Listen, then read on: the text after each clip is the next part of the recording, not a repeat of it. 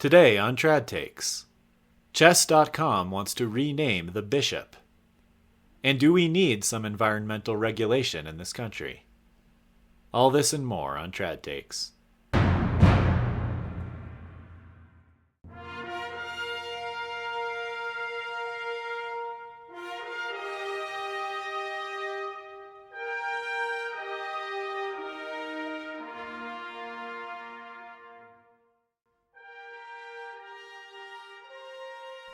Welcome to episode 12 of Trad Takes, hosted by the Traditionalists. Thank you for joining me on yet another Lenten edition of Trad Takes. Make sure to like the video and subscribe to the Traditionalists and leave a comment. That is very helpful. We'll start today, like we do every day, by reading my favorite comment or comments from last week. And we'll mix things up a little, and I will actually read a positive comment. This one is from, I think, first-time commenter Cecilia Landsgaard, 6230.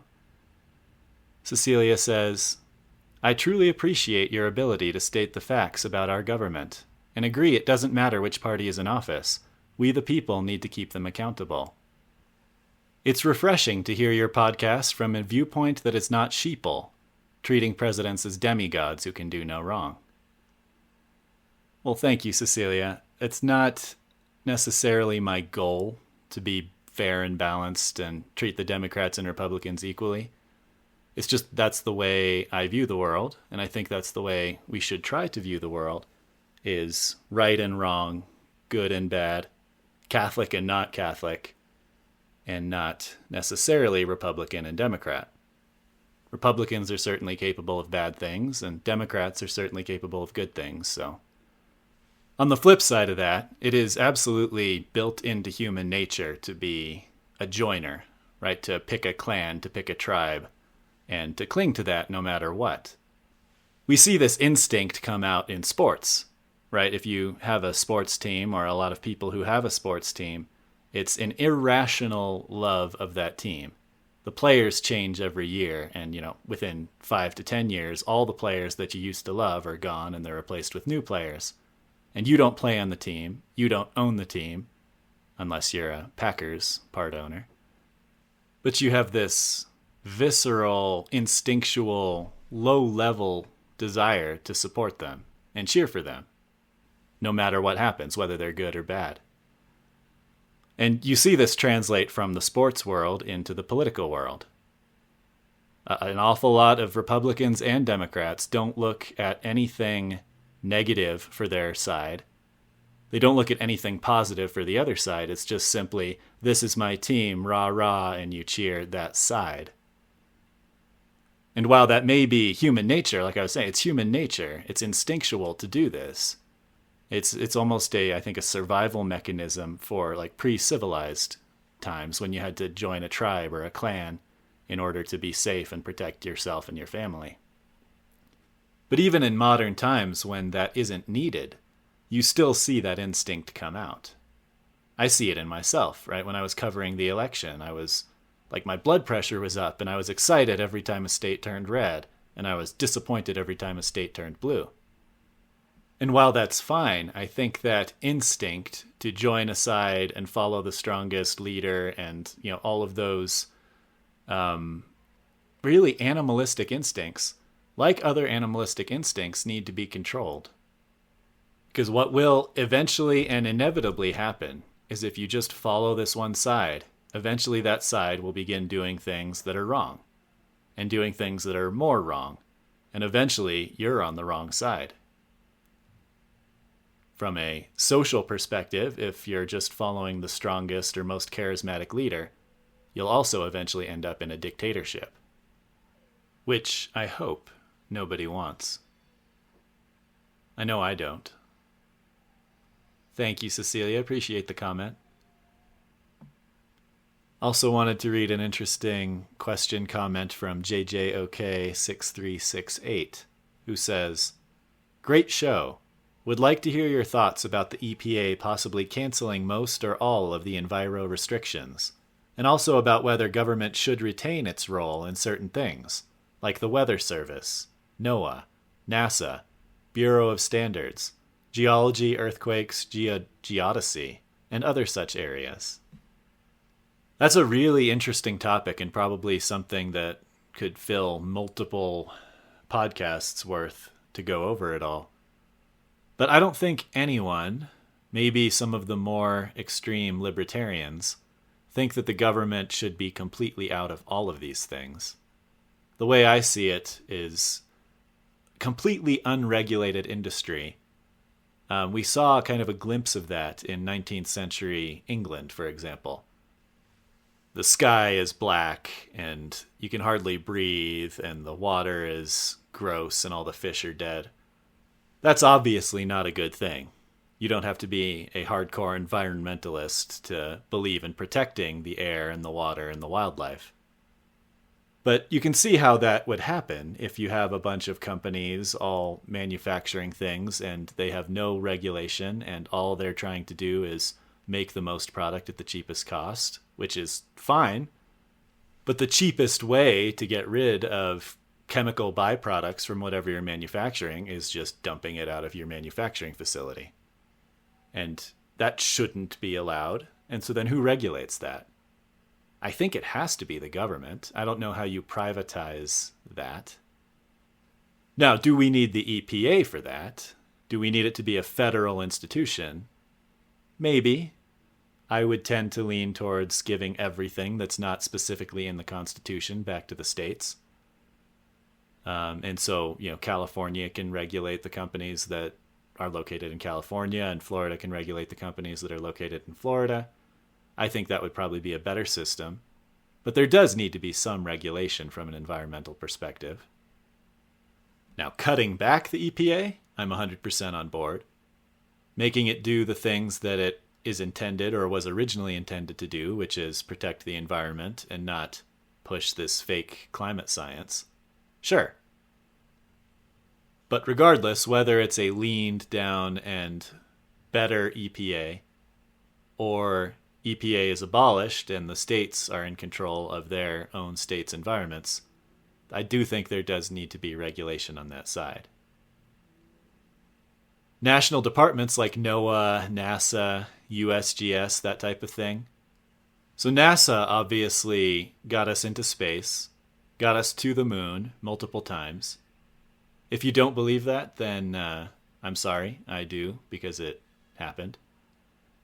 But in the past 30, 40 years, I don't really know if they've made any major significant technological or exploratory advances. And it took Elon Musk and SpaceX to revitalize space travel and associated technology. I'd say it's a general rule of thumb that private companies are always going to be more competitive and more advanced than the government is, just because of the competition that's involved with private companies.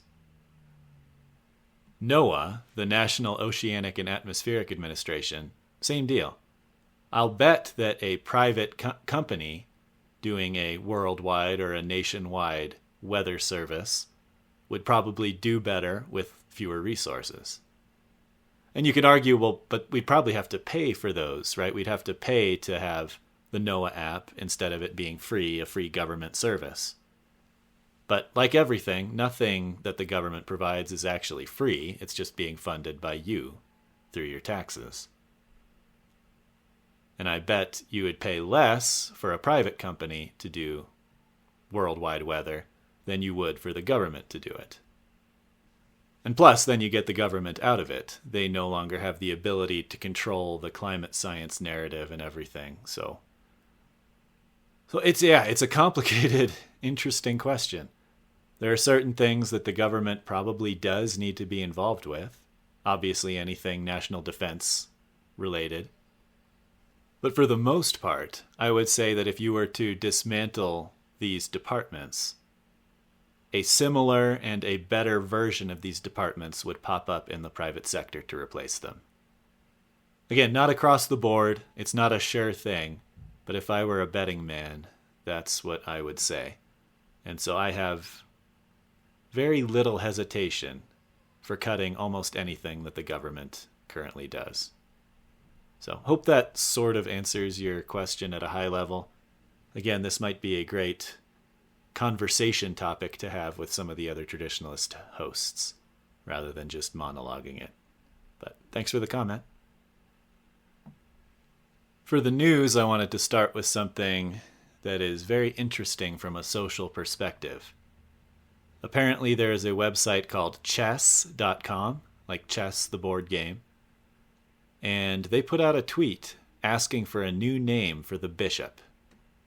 Because obviously, the bishop is a Catholic term, a religious term, and we don't want to pollute our board games with dirty religion or dirty Catholics, apparently. This is interesting because, A, that it was tried, but B, it is more interesting because there's some really funny reactions to this. So I'm just going to read a couple that I chuckled at. One person says, in response to this question, what should we rename the bishop? One person says, it's got a name. It's the bishop. In response, one person posted a graphic suggesting to rename a lot of the pieces. For pawns, they suggested Christ's disciples.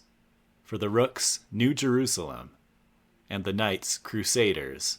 And leave the bishops, bishops.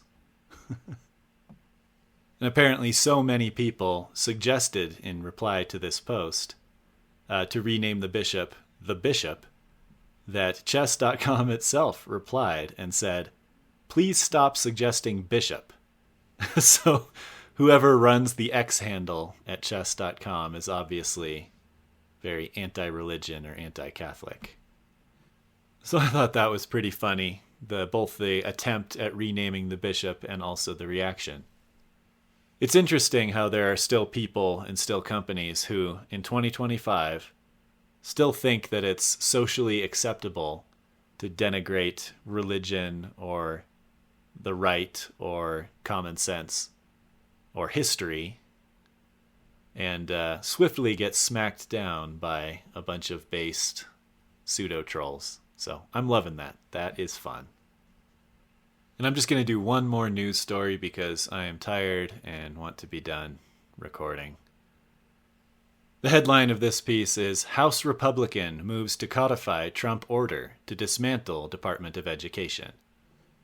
And this excites me. Obviously, President Trump signed an executive order to dismantle the Department of Education, which is a fine thing to do, but as I've discussed at length in previous podcasts, I don't think it should happen through an executive order. It should happen through the Congress. And luckily, I don't think I'm the only one who feels that way. So this is Representative Michael Rulli, who is a Republican from the great state of Ohio. It's been a while since I've talked about Ohio, but here you go, Father. Another reason Ohio is good politically. Anyway, he is, at the same time Trump signed the executive order, he began introducing legislation to codify the abolishment of the Department of Education into law and get it through Congress. He says, quote, I want to thank President Trump for inviting me to the White House for the signing of this executive order. Government functions best when it is closer to the people it serves, which is why returning control of education to the states is such a critical step. End quote. And I could not have said it better myself. If I'm being honest, I've never heard of Representative Rulli, but it sounds like he is the constitutional conservative that I could get behind. And not to be outdone, Kentucky Representative Thomas Massie, who I have heard about and who has long been a proponent of abolishing the Department of Education, he reintroduced his own bill to abolish the department. And his bill is great, and I think more bills in Congress should be as short and as direct as this one. I'm going to read the entire bill. The text says, The Department of Education shall terminate on December 31st, 2026. I can get behind that too. So good on Thomas Massie, good on Michael Rulli. And let's hope that the Republicans have enough momentum and enough votes to get this through the House, through the Senate, so that another president getting elected in a future year can't simply undo Trump's executive order and bring it back, but that it will be gone for good, and gone for good the right way.